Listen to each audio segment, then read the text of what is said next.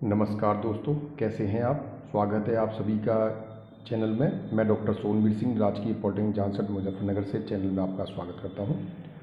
दोस्तों, micro processor and peripheral device के अंतर्गत हम चैप्टर 4 के अंतर्गत लॉजिकल इंस्ट्रक्शन ग्रुप का अध्ययन कर रहे थे, जिसमें हमने पिछले सेशन में एंड ऑपरेशन और ऑपरेशन के लिए लॉजिकल ऑपरेशन कैसे परफॉर्म होंगे उसके लिए इंस्ट्रक्शंस का अध्ययन किया। उसी में और ऑपरेशन में हमने रजिस्टर के साथ में और मेमोरी लोकेशन के साथ में एक्यूमुलेटर का जो और ऑपरेशन था वो परफॉर्म किया था। आज हम उसी से कंटिन्यू करेंगे।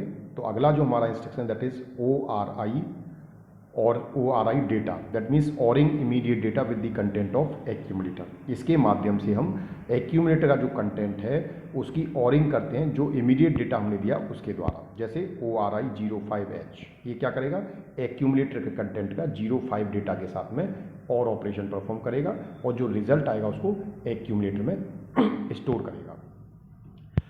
और ऑपरेशन के बाद अगला जो हमारा लॉजिकल ऑपरेशन है दैट इज़ XOR ऑपरेशन।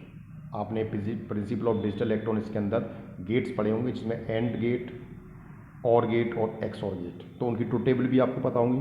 तो उसी तरह से अब हम यहाँ पर XOR गेट परफॉर्म कर रहे हैं। तो XOR गेट के लिए जो इंस्ट्रक्शन होता है वो XRA और R। इसका मतलब क्या, हम XORing the content of register R with the content of accumulator. हम A के कंटेंट का R के कंटेंट, जो रजिस्टर R है उसके कंटेंट के साथ में XOR ऑपरेशन परफॉर्म कर रहे हैं। जैसे हमने लिखा XRAB, तो हम क्या कर रहे हैं, A का XORing कर रहे हैं B के साथ में, और जो रिजल्ट आ रहा है उसे हम एक्यूमुलेटर में स्टोर कर रहे हैं। जैसे और ऑपरेशन के लिए हम अब गेट पे अगर हम और ऑपरेशन को देखना चाहें तो हमारा ये कंटेंट जो ब्लू लाइंस में आप देख रहे हैं 0 1 1 0 0 1 1 1, this is the content of register B। और जो आप नीचे देख रहे हैं येलो कलर में 0 0 1 0 1 0 0 1, this is the content of accumulator. जब इसकी कंटेंट ऑफ B की जो कंटेंट B का कंटेंट है उसकी एक्यूमुलेटर कंटेंट के साथ में और ऑपरेशन होता है तो हमें जो आउटपुट मिलता है वो मिलता है, अगर दोनों इनपुट 1 है तो आउटपुट 1 होगा, 1 0 है तो 1 होगा, 1 0 है तो 1 होगा, 0 1 है तो 1 होगा। यानी कि और ऑपरेशन की ट्रुथ टेबल क्या होती है, अगर दोनों इनपुट में से कोई भी एक इनपुट या दोनों इनपुट 1 है तो आउटपुट 1 होता है। जब दोनों इनपुट 0 होते हैं तभी आपका आउटपुट 0 होता है। तो आप देखें तो हमें यहाँ जहाँ दोनों का आउटपुट 0 है, इनपुट 0 है, वहाँ आउटपुट 0 मिल रहा है, बाकी सभी में 1 है। ठीक है, तो ये हमारा जो और ऑपरेशन है उसका आउटपुट हुआ। इसी तरह से इसे हम गेट के थ्रू माध्यम से देखें तो यहाँ पर हमने 1 1 दिया है तो हमें आउटपुट 1 मिला, 0 1 दिया है तो 1 मिला, 1 0 दिया है तो 1 मिला, और 0 0 दिया है तो 0 मिल रहा है। तो हमें इस और ऑपरेशन के बाद जो आउटपुट मिला वो 0 1 1 0 1 1 1 1 मिला। इस तरह से हम किसी भी एक रजिस्टर के कंटेंट का एक्यूमुलेटर के साथ में और ऑपरेशन परफॉर्म कर सकते हैं। XOR ऑपरेशन में XRAM, जैसे हमने XRAR किया था वैसे ही XRAM, अब हम क्या करें, एक्यूमुलेटर के कंटेंट का मेमोरी लोकेशन पर जो डेटा है उसके साथ में XOR ऑपरेशन परफॉर्म कर रहे हैं। तो हमने लिखा XRAM, तो A का कंटेंट और मेमोरी लोकेशन का कंटेंट का XORing ऑपरेशन होगा। XORing होने के बाद जो रिजल्ट होगा वो एक्यूमुलेटर के अंदर स्टोर हो जाएगा। इसी तरह से हम XRI डेटा, अब हम इमीडिएट डेटा के साथ में हम XORing ऑपरेशन परफॉर्म कर रहे हैं। तो जो एक्यूमुलेटर का कंटेंट है उसकी XORing होगी आपकी डेटा के साथ में। कौन से डेटा, जो हम देंगे। जैसे हमने यहाँ लिखा XRI 08H, इसका मतलब क्या है, A का कंटेंट की जो डेटा का कंटेंट उसके साथ में हम XOR ऑपरेशन परफॉर्म कर रहे हैं। ठीक है, अगला है जो 10th that is CMA, that is complement the accumulator. इसका मतलब क्या, हम एक्यूमुलेटर का कॉम्प्लीमेंट लेने की कोशिश कर रहे हैं। कॉम्प्लीमेंट क्या होता है, 0 का 1 1 का 0, जस्ट अपोजिट हो जाता है। जैसे अगर आप A है तो A का A बार जो है उसका कॉम्प्लीमेंट होता है। जैसे हमने लिखा CMA, तो आपका जो A है वो A बार हो जाएगा और that will be stored into the accumulator. Accumulator के अंदर A की जगह पे A बार स्टोर हो जाता है कॉम्प्लीमेंट के माध्यम से।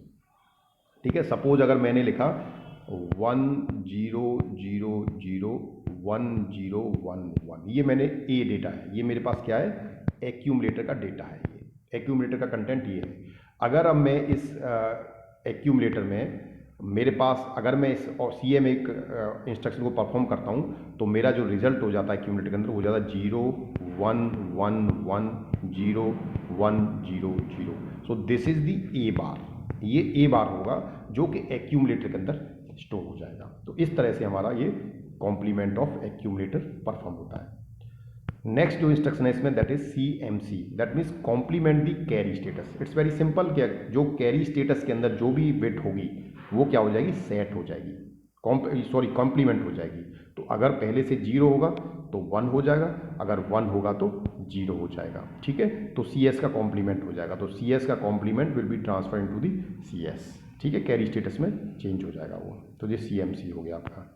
नेक्स्ट जो इंस्ट्रक्शन है दैट इज, अच्छा एक्सोरिंग को भी हम गेट के माध्यम से देख लेते हैं। अगर B के अंदर मेरे पास 1 0 0 1 1 0 0 0 है और एक्यूमुलेटर के अंदर मेरे पास 0 1 1 0 1 0 1 0 है, तो अगर हम इसकी एक्सोरिंग करें तो देखिए हमें जहाँ दोनों इनपुट सेम है, जहाँ पर भी दोनों एक्सोर का जो ट्रुथ टेबल होता है वो क्या होता है, अगर दोनों इनपुट सेम है 0 0 या 1 1 तो आउटपुट 0 होता है। अगर दोनों इनपुट डिफरेंस है, दोनों इनपुट डिफरेंट है, 0 1 हो या 1 0 हो तो आउटपुट 1 मिलता है। तो आप देखें इसमें जहाँ पर दोनों के इनपुट अलग अलग हैं वहाँ 1 मिल रहा है आपको, बाकी सभी जगह 0 मिल रहा है। तो this is the XOR operation. उसी को गेट के माध्यम से भी देख सकते हैं, 0 0 देंगे तो आउटपुट 0 मिल रहा है, 0 1 देंगे तो 1 मिल रहा है, 0 0 देंगे तो 0 मिल रहा है, 1 1 देने तो 0 मिल रहा है। ठीक है, तो हमें आउटपुट जो मिलता है 1 1 1 0 0 1 0। तो this is the XOR operation, ये एक्सओर ऑपरेशन है। ठीक है, उसके बाद STC, सेट कैरी स्टेटस। जैसे हमने कैरी स्टेटस को हम कैसे सेट करेंगे कि कैरी स्टेटस में पहले से चाहे कुछ भी हो उसमें इस इंस्ट्रक्शन के एग्जीक्यूशन के बाद उसमें 1 आ जाता है, तो CS में क्या हो जाएगा, 1 आ जाएगा। ठीक है, तो किसी भी कैरी स्टेटस को अगर आपको सेट करना है ड्यूरिंग दी प्रोग्राम तो आप इस कमांड के माध्यम से कर सकते हैं। अगला जो इंस्ट्रक्शन आता है that is CMPR, that means compare the content of register with the content of accumulator. इसके माध्यम से हम एक्यूमुलेटर के कंटेंट के साथ में किसी रजिस्टर के कंटेंट का कंपैरिजन करते हैं। कैसे होगा वो कंपैरिजन, हमने लिखा CMPR।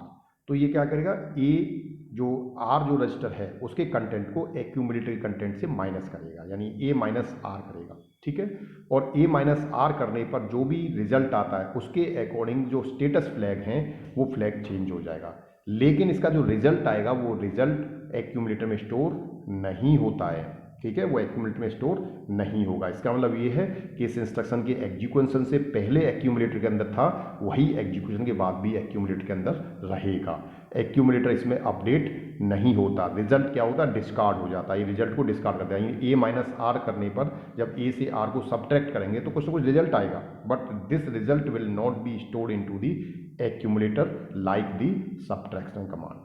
सब्ट्रैक्ट कमांड जो हम यूज करते थे, SUB जो आप यूज करते थे या SBB करते थे, उसके माध्यम से उसकी तरह यहाँ पर रिजल्ट स्टोर नहीं होता।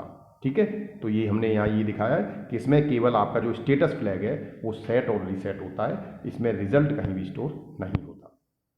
उसके बाद जैसे आपने कंपेयर किया रजिस्टर के साथ में, वैसे ही कंपेयर आप कर सकते हैं, compare the content of M with the content of accumulator, यानी एक्यूमुलेटर के कंटेंट को M के कंटेंट के साथ में हम कंपेयर कर सकते हैं। तो हमने लिखा CMPM, तो ये हो गया